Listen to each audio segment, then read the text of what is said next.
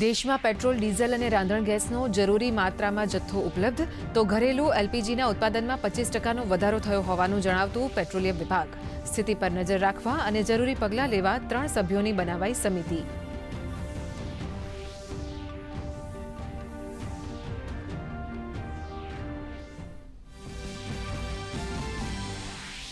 રાજ્યમાં એલપીજીની કોઈ અછત ન હોવાનું જણાવતા પ્રવક્તા મંત્રી. રાજ્ય સરકારે ચીફ સેક્રેટરીની અધ્યક્ષતામાં કમિટીની કરી રચના. કમર્શિયલ એકમોને 80% ગેસ મળી રહે તેવી વ્યવસ્થા ઊભી કરાવવા પ્રયત્નો.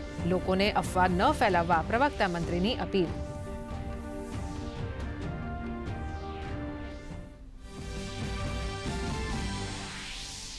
લોકસભાના અધ્યક્ષ ઓમ બિરલા વિરુદ્ધ ધ્વનિમતથી અવિશ્વાસનો પ્રસ્તાવ રદ. આ પહેલા સ્પીકર સામે અવિશ્વાસ પ્રસ્તાવ પર લોકસભામાં ગૃહમંત્રીએ કહ્યું, સ્પીકર વિરુદ્ધ અવિશ્વાસની દરખાસ્ત અફસોસજનક. નિયમોના ઉલ્લંઘન પર રોકવા ટોકવાનો સ્પીકરને અધિકાર.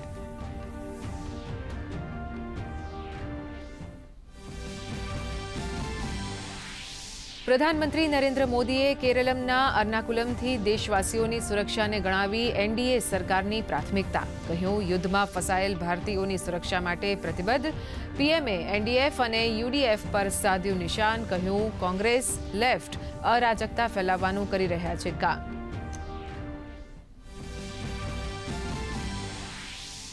પ્રધાનમંત્રી નરેન્દ્ર મોદીએ તમિલનાડુના તિરુચિરાપલ્લીથી 5,650 કરોડની પરિયોજનાનો કરાવ્યો પ્રારંભ. તો કેરળમના અર્નાકુલમથી રૂપિયા 10,800 કરોડની વિકાસ પરિયોજનાનું કર્યું લોકાર્પણ અને ખાતમુહૂર્ત. સાથે અખિલ ભારતીય કેરળ ધીમરા સભાના સુવર્ણ જયંતિ સમારોહને કર્યું સંબોધન.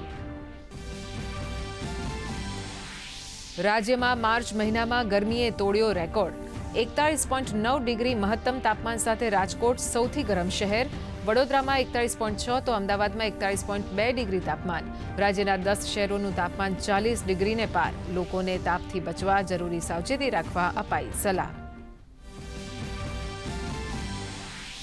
આઈપીએલ 2026-19મી સિઝનનો કાર્યક્રમ જાહેર. 28મી માર્ચથી 31મી મે સુધી દેશના 10 મુખ્ય શહેરોમાં રમાશે મેચ. ઓપનિંગ મેચમાં આરસીબી અને પીબીકેએસ વચ્ચે બેંગલુરુમાં જામશે જંગ.